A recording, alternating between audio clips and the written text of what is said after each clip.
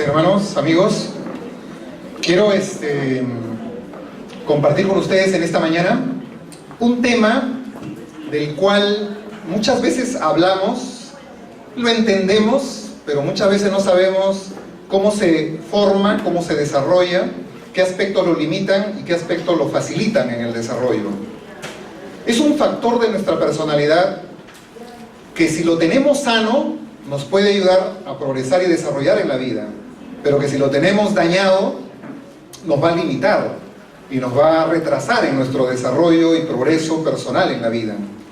Me estoy refiriendo al tema de la autoestima, ¿verdad? Es un tema que todos lo mencionamos, lo entendemos más o menos de qué se trata, tiene que ver con nuestra forma de amarnos, de valorarnos y todo ello. Pero en esta mañana yo quiero compartir con ustedes cómo se configura, cómo se va formando la autoestima, qué factores lo facilitan en el desarrollo y qué factores también lo bloquean. Yo acabo de publicar un libro que se llama ¿Por qué caminar si puedo volar? Es restaurando y potenciando la autoestima. La tercera parte de este libro es lo que voy a hablar en esta mañana un poquito de ello. Todo lo que voy a hablar está escrito acá en el libro, al final lo pueden revisar ahí. Y en esta parte última voy a estar hablando acerca de cómo Jesús interviene y trata con la autoestima de tres personajes. Miren, nosotros siempre vemos a Jesús como el predicador, como el maestro, como el expositor, como el pastor, pero yo les voy a presentar una faceta diferente de la vida de Jesús en esta mañana. Y esta faceta tiene que ver con el Jesús no pastor, no predicador, no maestro, sino con el Jesús terapeuta. Quizá yo como psicólogo, ustedes me estarán pensando, ¿no? Ya lo va a ajustar y lo va a manosear y lo va tendenciosamente a presentar a un Jesús como psicólogo. Pero ustedes van a juzgar de acuerdo a cómo Jesús trata con las personas, cómo Jesús hace terapia con las personas, en que si es o no un terapeuta, además de maestro, además de pastor. Voy a estar viendo con ustedes tres personajes que tenían dañada la autoestima.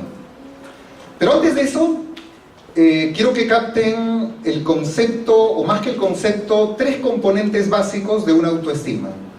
Uno tiene que ver con la autoaceptación, que es el amarme y aceptarme en relación a mí mismo, el estar bien conmigo mismo. El otro aspecto, el otro componente es la autovaloración, que tiene que ver con el valorarme y sentirme bien delante y en relación con los demás. Y el tercer aspecto tiene que ver con la autoconfianza, que tiene que ver con el sentirme capaz de enfrentar los desafíos y las demandas de la vida. Esos tres aspectos es lo que configuran mi autoestima.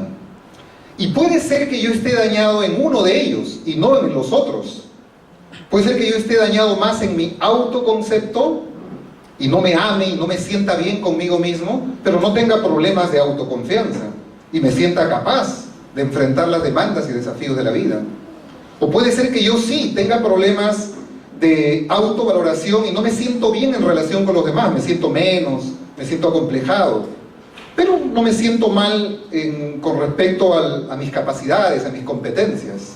Entonces la autoestima, cuando hablamos de una autoestima sana, hablamos de que en esos tres componentes tienen que haber esa estabilidad, esa sanidad.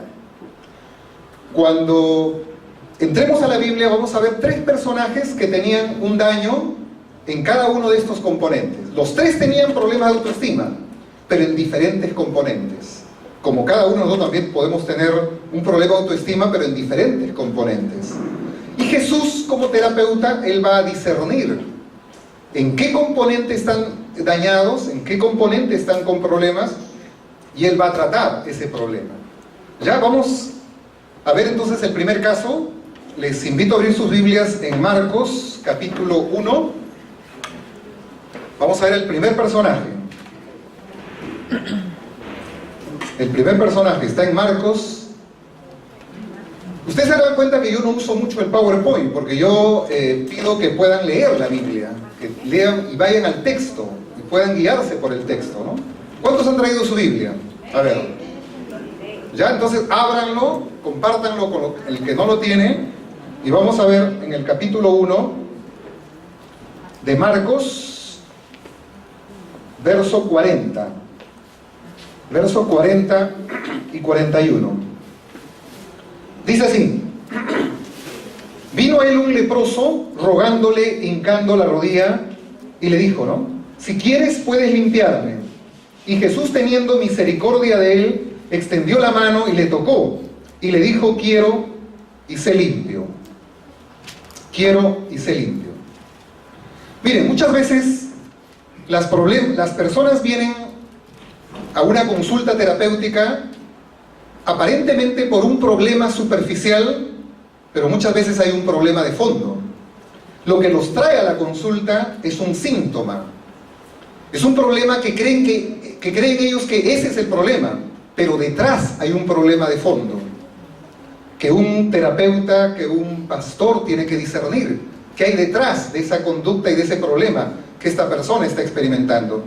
Y eso es lo que hace Jesús. Se acerca un leproso, y este es el primer personaje, no nos dice su nombre. Ahora, hay que entender en esa época qué significaba ser un leproso. En ese tiempo, ser un leproso era una persona que no podía convivir con el resto de la gente, y tenía que vivir en cuevas y excluido totalmente de la sociedad. Y cuando caminaba fuera de su cueva y veía en algún momento y se cruzaba con alguna persona, la ley le obligaba a gritar inmundo, para que el que viniera no se acercara a él. Y si él no gritaba, la ley autorizaba que fuera apedreado ese leproso, porque la lepra era como una plaga que podía acabar con toda una sociedad. Entonces, en ese sentido, las leyes regían de esa manera. Entonces este leproso vivía así, en una cueva, excluido y rechazado. Ahora, ¿cuál es el sentimiento que podía experimentar este leproso? ¿Qué emoción podía experimentar este hombre? El sentimiento de rechazo. O sea, se sentía completamente rechazado por su familia, por su sociedad, por la religión. Encima se creía que el leproso era alguien condenado, juzgado y rechazado totalmente por Dios. Entonces, este personaje se sentía totalmente rechazado. Ahora, pensemos nosotros. Miren, no hay ningún ser humano que pueda vivir sanamente experimentando rechazo todo el tiempo. No hay ningún ser humano que pueda vivir experimentando rechazo todo el tiempo. Porque o se va a enfermar físicamente, o va a terminar deprimido, o va a terminar loco. Miren, la persona que no experimenta afecto, que no experimenta amor, inevitablemente va a enfermar físicamente o psicológicamente. Eso está probado, así es. El ser humano necesita no solo del alimento físico, sino del alimento psicológico, del alimento afectivo, de la nutrición afectuosa de las personas significativas que lo rodean. De lo contrario, enferma. Entonces pensemos en esta persona, en este leproso, que está con esta enfermedad. Ahora, el leproso es una persona que se le pudre la piel, se le pudre la carne, y destila un olor totalmente nauseabundo, causa totalmente repugnancia. Pensemos, y de repente nos hemos cruzado en algún momento con algún loquito en la calle, un sucio y maloliente. ¿Cuál es nuestra primera reacción? Alejarnos, ¿no? Tomar distancia, porque nos causa cierto rechazo, cierta repugnancia, ¿verdad? Miren, un leproso es más repugnante, mucho más, 10 veces más o más, que un loquito en la calle. Sin embargo, él sale de su cueva y viene a buscar a Jesús. Y acá está lo interesante de Jesús. Y miren, cuando la Biblia cuenta detalles, no solamente nos lo cuenta para darnos información, sino porque hay un propósito en ese detalle que nos cuenta. Y la Biblia dice que cuando el leproso se acerca a donde Jesús y le ruega que lo sane, dice que Jesús se acerca y lo toca y le dice, quiero, y sé limpio, dice, ¿no? Ahora miren, Jesús no necesitaba tocar al leproso para sanarlo. Él solamente con una oración, y de lejos tal vez, él podía haberle dicho, sé sano, y el leproso hubiera quedado automáticamente sano.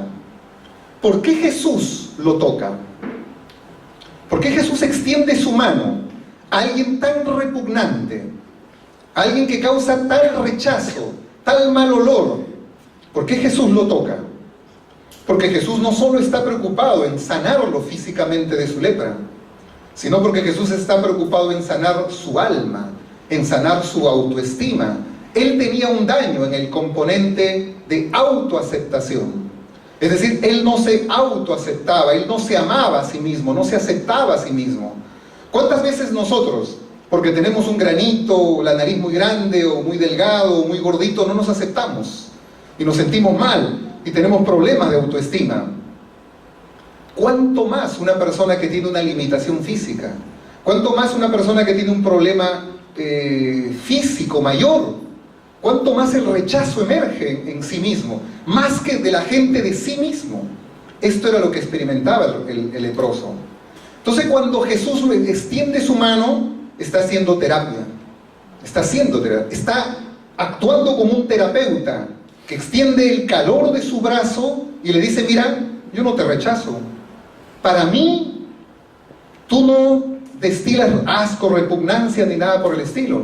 Yo te puedo abrazar, yo te puedo tocar, yo te puedo mostrar que yo te amo, que yo siento cariño, siento afecto por ti. Yo te estoy comunicando que tú eres importante, que tú eres valioso. En ese toque está comunicando. Miren, actualmente hay investigaciones sobre la importancia del toque, del contacto físico hacia una persona.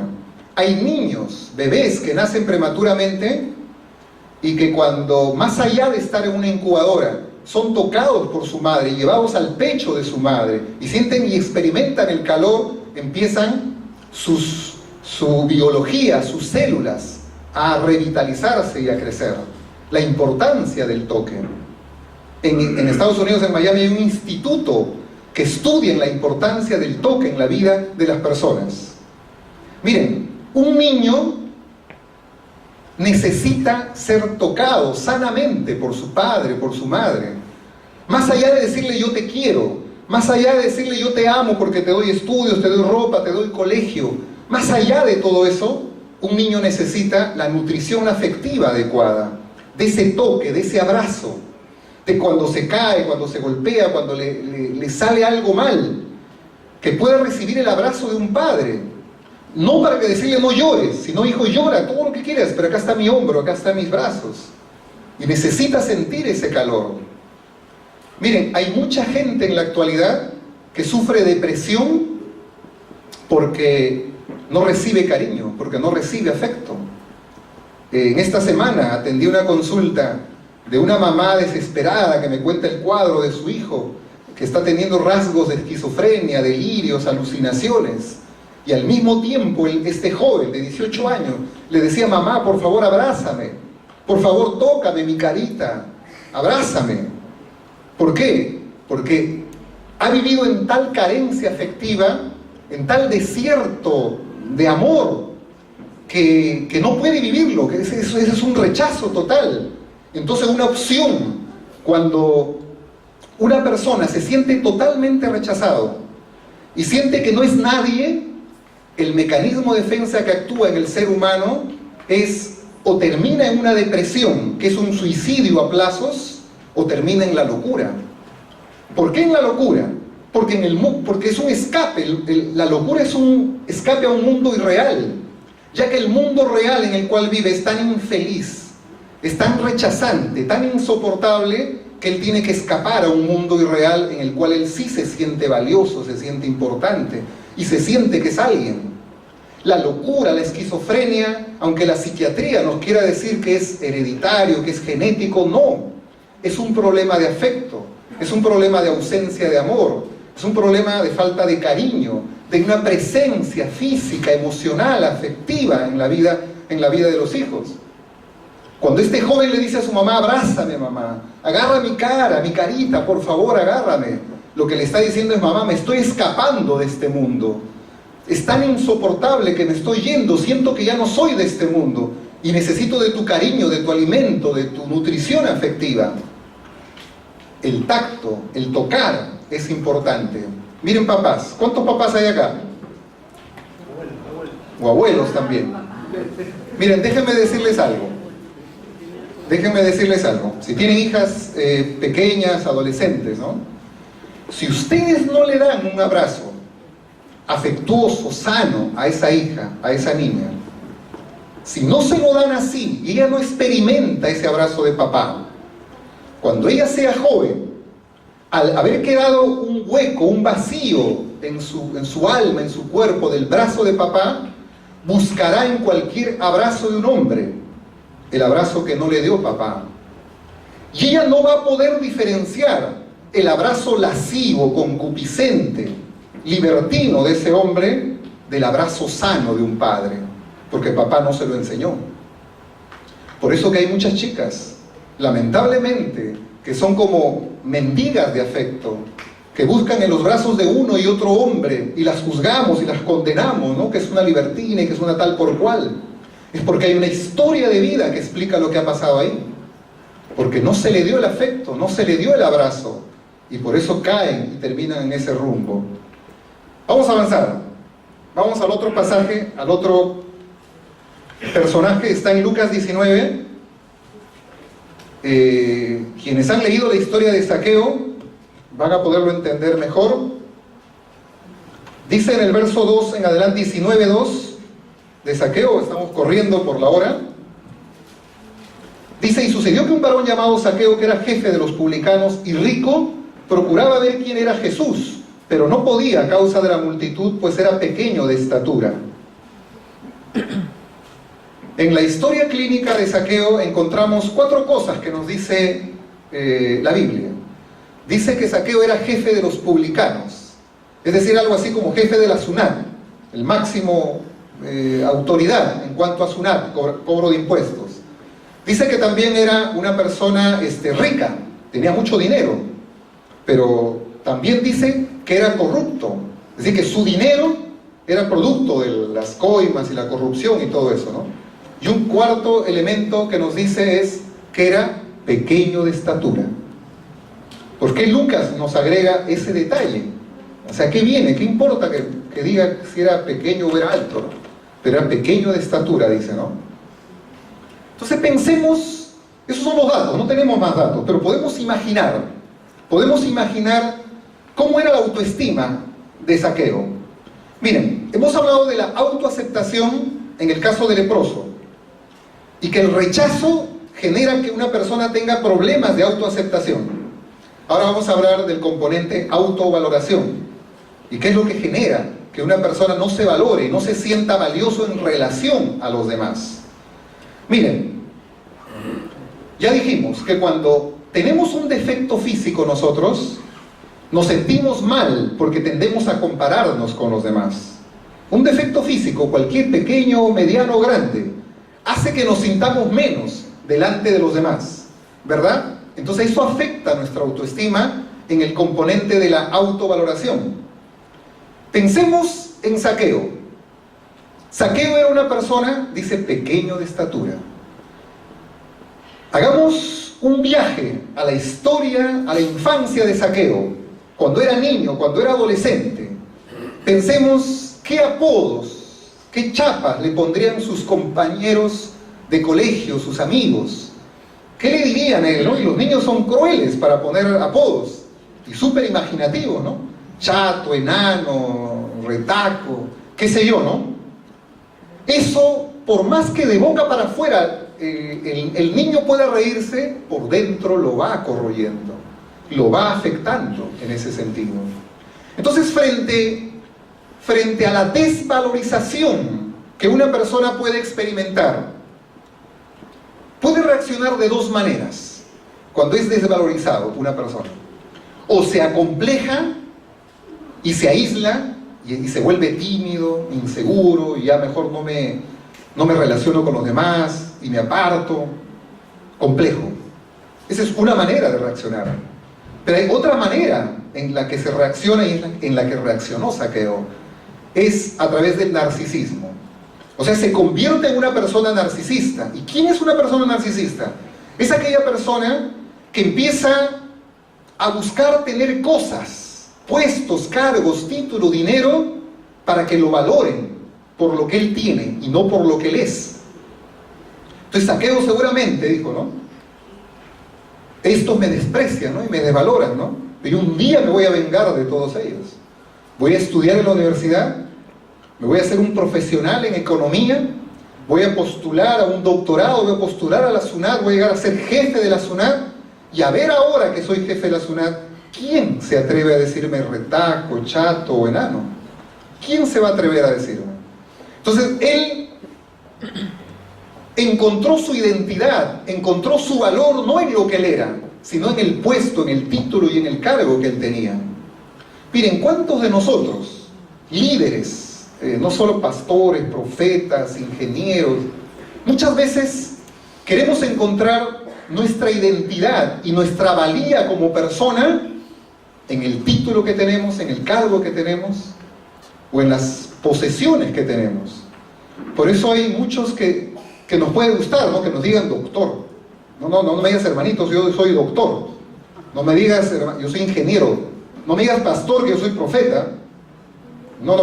Profeta tampoco, porque yo soy apóstol. Entonces nos encanta el título. Es un narcisista.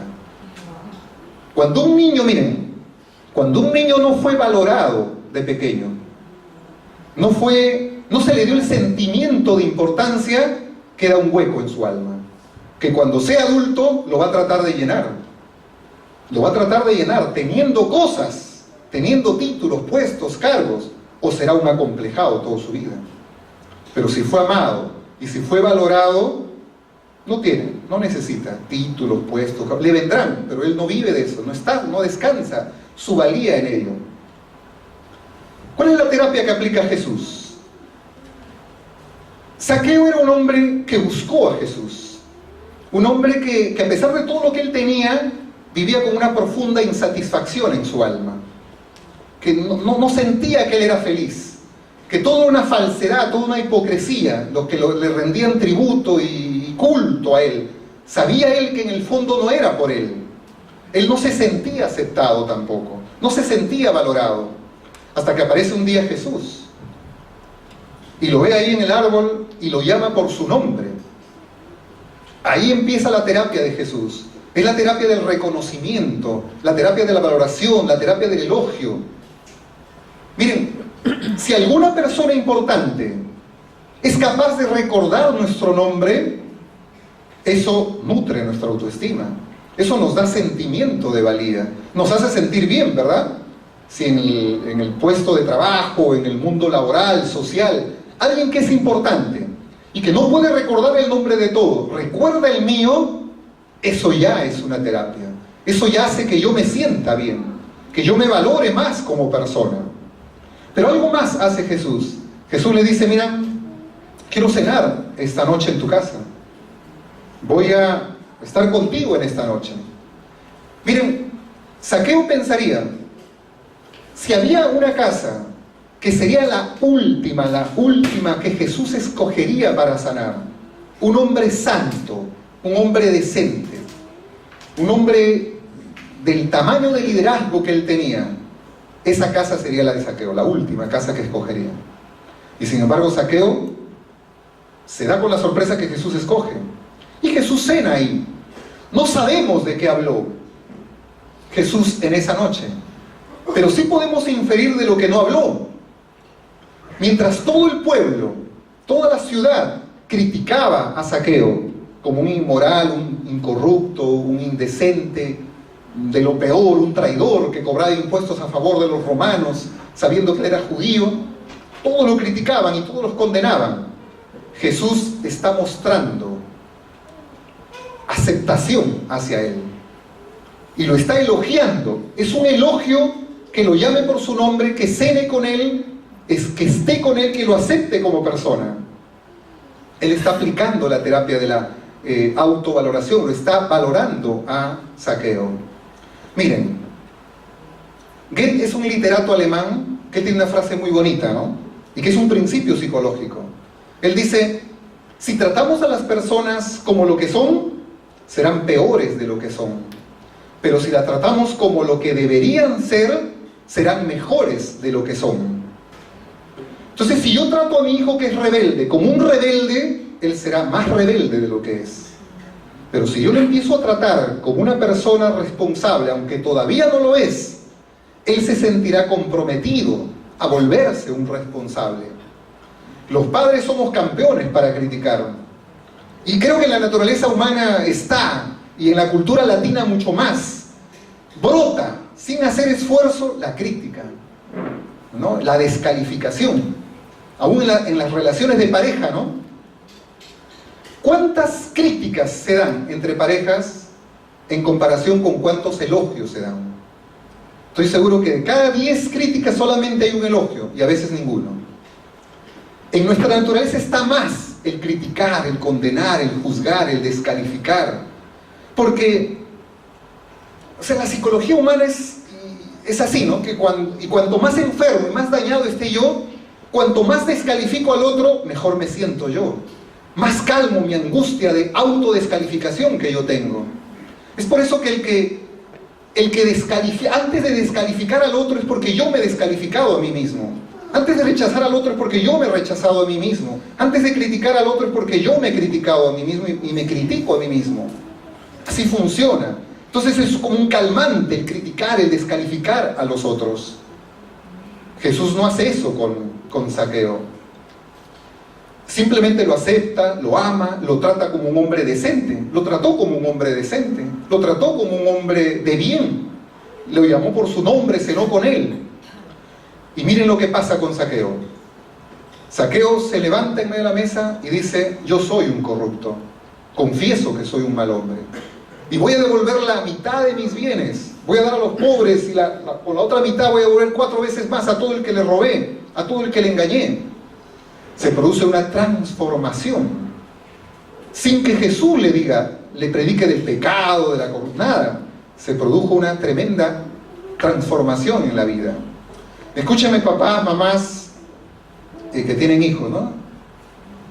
Cuando valoramos a los hijos, cuando valoramos a una persona, y también para esposos, cuando la persona se siente valorada, opera un fenómeno. Se abre un mundo de posibilidades de poder cambiar a esa persona, de poder cambiar como persona, de querer ser mejor, de querer ser diferente, de obrar para bien, cuando esa persona se siente valorada.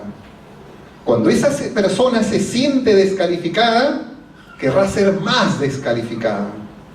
Y por darte la contra será peor de lo que le critican y lo rechazan. Pero cuando es valorada, se abre un mundo de posibilidades de cambio, de ser diferente, de ser nuevo. Y eso sucedió en la vida de Zaqueo. Él se sintió valorado por Jesús y Jesús estuvo haciendo terapia con él en ese sentido. Vamos al tercero, que nos gana la hora. Está en San Juan capítulo 9. Está en San Juan capítulo 9. Y vamos a ver acá al ciego de nacimiento. Al ciego de nacimiento. San Juan 9, capítulo 6 y 7. Dice así. Es un ciego que se acerca a Jesús para poder ser sanado. Dicho esto, escupió en tierra e hizo lodo con la saliva y untó con el lodo los ojos del ciego y le dijo, ve a lavarte en el estanque de Siloé, que traducido es enviado. Hemos visto el componente de la autoaceptación. El rechazo genera un daño en este componente. Hemos visto el componente de la autovaloración. La crítica genera un daño en la autovaloración. Y ahora vamos a ver el tema de la autoconfianza. El sentirme que yo soy capaz de enfrentar la vida. Miren, hay muchos jóvenes y nosotros mismos, ¿no? Que hay un fantasma que muchas veces golpea nuestra mente. Dice, no se puede. Quiero estudiar esto, el joven quiere empezar un trabajo, un negocio, un proyecto, y golpea algo en su mente. No se puede, no se puede, no va a salir. Olvídate, ¿no? Es difícil. Eso habla de un problema de autoestima en el componente de la autoconfianza. ¿Qué se nos dice en la historia clínica de este ciego? Se nos dice que primero que era ciego, y segundo que lo era desde nacimiento. Solo 3 datos nos dan de este ciego: que era ciego uno, que no lo era de nacimiento, no lo había perdido en un accidente, y tercero, que era mendigo. Era un mendigo. ¿Cuál es la filosofía de un mendigo? ¿Qué hay en la mente de un mendigo?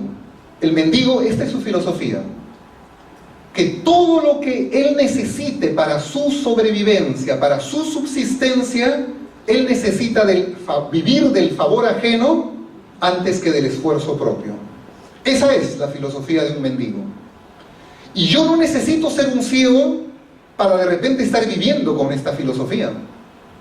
Y muchos jóvenes no necesitan estar ciegos físicamente ni tener alguna limitación física, y sin embargo vivir con esa mentalidad, con esa filosofía de que todo lo que yo tengo que conseguirlo va a ser en base al favor ajeno antes que al esfuerzo propio.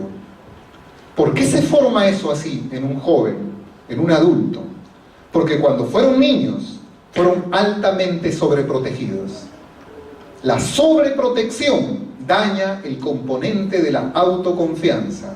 Un niño sobreprotegido será un niño que no se tenga confianza, será un niño mendigo cuando sea adulto, un parásito en la sociedad que buscará comer de los demás y nunca del esfuerzo, de su propio trabajo, de su propia voluntad de hacer las cosas por sí mismo. Cuando hubo sobreprotección, ese es el enemigo que destruye la autoconfianza. Entonces, cuando este ciego se acerca a donde Jesús, o Jesús se acerca, pues ni siquiera el mendigo se lo buscó a Jesús. Jesús pasó por ahí y lo encontró y le dijeron: Señor, este es un ciego. Hace una cosa extraña Jesús, aparentemente extraña. Como en el caso anterior, Jesús también pudo en ese momento orar por el ciego, extender su mano y devolverle la vista en ese instante. Pero acuérdense, Jesús no solo sana el cuerpo, Jesús sana el alma. Jesús es un terapeuta preocupado en que yo me restaure en mi vida interior más allá de mi físico.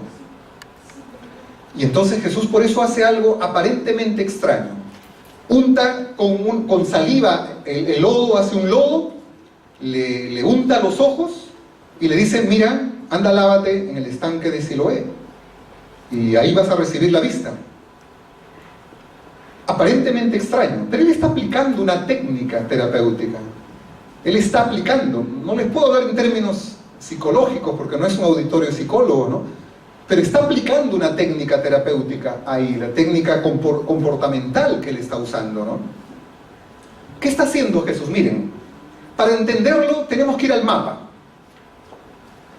¿Dónde estaba Jesús en esos momentos? ¿Y dónde quedaba el estanque de Siloé? Jesús estaba, podemos inferir, en el templo, en un lugar público, porque los mendigos ¿dónde están? En plazas, en un templo donde la gente circula un montón, ¿verdad? Por ahí está un mendigo. Entonces Jesús estaba ahí con el ciego. ¿Y el estanque de Siloé dónde estaba? ¿Dónde quedaba? Yéndonos al mapa, el estanque quedaba casi al extremo de la ciudad, es decir, cerca a las murallas de la ciudad. Entonces más o menos unos 3 kilómetros. En ese tiempo no había taxi, en ese tiempo nadie te podía llevar. Entonces Jesús dice: mira, lávate. ¿Quieres volver a ver? ¿O quieres ver porque nunca viste? Enjuágate en el estanque de Siloé. Entonces el ciego pudo decir: pero ¿por qué no me sana a mí? Sabe que yo soy ciego, que yo tengo limitaciones, que cuánto me cuesta caminar a 3 kilómetros y que cómo voy a llegar allá. ¿Por qué no me sana? Y pudo decir: Jesús no me ama, Jesús no me quiere, Jesús la hace difícil. ¿Por qué complica tanto las cosas? Porque otra vez, Jesús no quiere sanar solo el cuerpo, Jesús quiere sanar el alma. Jesús quería sanar el componente de la autoconfianza en este ciego. Entonces cuando Jesús le dice: Mira, tienes que recorrer, tú quieres tu sanidad, tienes que recorrer los 3 kilómetros. Si tú no estás dispuesto a recorrer los 3 kilómetros, entonces no obtendrás la sanidad. Y con esto Jesús le está rompiendo el paradigma de vivir del favor ajeno en vez del esfuerzo propio. Está dinamitando esa filosofía con la que hasta ahora había vivido este mendigo. Siempre ahí, tirado, sentado en un rincón, que todos le regalen algo. Él, si Jesús le devolvía la vista en ese instante, él hubiera seguido siendo mendigo. Toda su vida hubiera seguido siendo mendigo, aún con la vista ya. Por eso es que Jesús está preocupado en sanar su alma. Y entonces por eso le pide, mira, tú quieres tu sanidad, a partir de ahora tienes que vivir con una nueva filosofía. Que todo lo que te venga para tu vida te tiene que costar y tiene que haber un esfuerzo en ti. Tiene que haber un desgaste de energía en ti. Eso es lo que le está enseñando Jesús ahora al ciego. Y por eso le pide que recorra esos 3 kilómetros. Y por eso está aplicando terapia Jesús con él. Y el ciego hizo y volvió y recibió la vista. Hemos visto 3 personajes. Los 3 están dañados en su autoestima, pero en diferentes componentes. El leproso estaba dañado en su componente de autoaceptación. Miren, en el tiempo de Jesús hubieron muchos leprosos. Jesús no sanó a todos. Solamente sanó a los que lo buscaron. Si tú no sales de tu cueva de temores, de miedos, de complejos, de religiosidades, Jesús pasará cerca de tu vida y no sucederá nada en tu vida. Este leproso se arriesgó a que lo apedreen para obtener la sanidad de Jesús.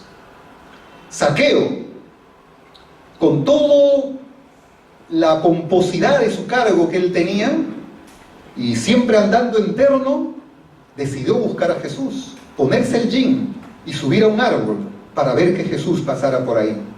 Lo buscó a él, fue a buscar a Jesús. Y finalmente el ciego también.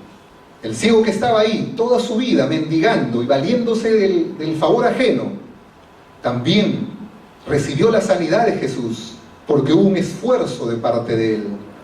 Hay una parte que hace Dios, una parte que hace Jesús, pero hay una parte que también tenemos que hacer nosotros, si queremos cambiar, si queremos ser mejores personas. ¿Cómo es nuestra autoestima? Cada uno de los que estamos aquí, ¿cómo estamos en nuestra autoaceptación? ¿Me amo a mí mismo o tengo complejos y no me gusta mi cuerpo, mi nariz, mi frente, mi rostro? ¿Cómo es? ¿Me siento bien conmigo mismo o no? Hay un problema de autoaceptación si no es así. Autovaloración. ¿Me siento que soy menos delante de los demás? Hay un problema de autovaloración. Siento que no soy capaz de realizar algunas tareas, algunos desafíos en mi vida, entonces hay un problema de autoconfianza. Jesús puede hacer terapia en mi vida. Jesús puede cambiar y sanar esas áreas de mi vida. Jesús puede transformar ese carácter, puede sanar esa autoestima. Y como dijimos en un principio, mis logros, mi progreso en la vida está hipotecado de alguna manera a mi autoestima. Si mi autoestima es pobre, mis logros serán pobres. Pero si mi autoestima es sana, mi autoestima es grande, mis logros pueden ser grandes. No podré brindar a mi hijo una buena autoestima si primero no la tengo yo como padre, con una buena autoestima. Necesito sanarla. Va a haber un esfuerzo y un trabajo de mi parte, y va a haber un trabajo y un esfuerzo de parte de Dios. El libro que hemos escrito es un esfuerzo de poder contribuir en esa tarea de poder conocer lo que es la autoestima, en esa tarea de poder restaurar nuestra autoestima, en esa tarea de poder ser mejores personas. Yo les presento este libro, les he presentado a Jesús como el terapeuta de los terapeutas. En nosotros está, si nos convertimos en los pacientes de Jesús y nos dejamos transformar y ser mejores personas que Él. Que Dios le bendiga y gracias.